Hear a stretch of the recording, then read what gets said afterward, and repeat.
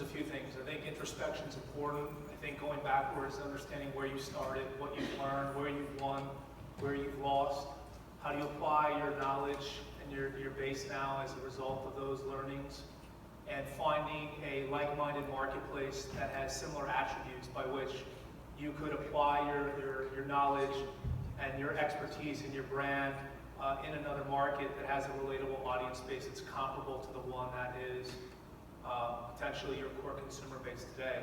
The other thing as it pertains to your second question is you have to be manic about quality assurance.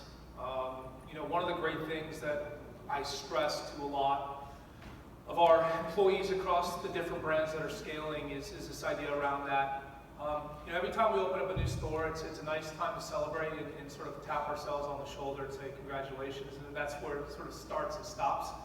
A lot of people are going to look out to see, are you able to deliver the exceptional quality and consistency that got you to opening another business or launching another store or doing something different or building a brand extension. And so as you get bigger, there's a larger bullseye on your back. And I can tell you when you go into a new market, it's one thing, for instance, being a DC-based company.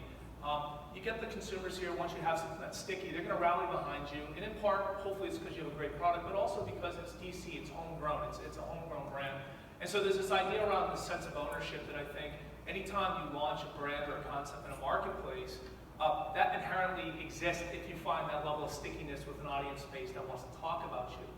The challenge then becomes is how do you recreate that stickiness in another market? Where now you can't leverage this idea around we're new, we're local, some of the attributes that perhaps you're able to leverage to get you to sort of get off the ground and get those around you to buy in and support. And so I tell you, just like I said, really focus on what's working here, find a like-minded market where you can leverage your knowledge and your skill sets and try to then apply it there. And make sure while you're doing that, don't lose focus of this market. This is your bread and butter. Make sure you have someone, if it's not one of you two, somebody in-house that's really focusing on quality assurance and that understands what your expectations are in order for you to continue to drive an exceptional experience. All right, we had a question here.